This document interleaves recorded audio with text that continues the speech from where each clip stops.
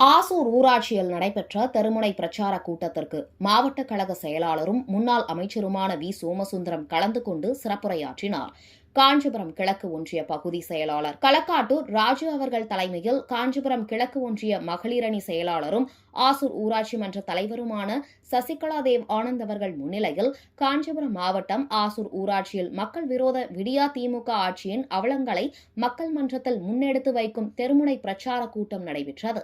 மாவட்ட கழக செயலாளரும் முன்னாள் அமைச்சருமான வி சோமசுந்தரம் அவர்கள் இந்த தெருமுனை பிரச்சார கூட்டத்திற்கு கலந்து கொண்டு சிறப்புரையாற்றினார்.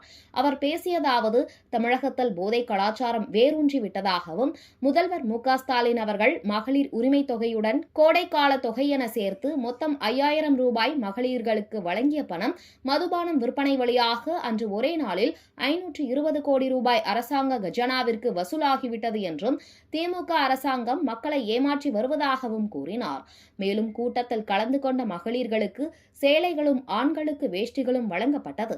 விடுபட்ட அத்தனை பேருக்கும் வீடு வீடாக சென்று வேஷ்டி சேலைகள் அளிக்கப் போவதாக சசிகலா தேவ் ஆனந்த் தெரிவித்தார்.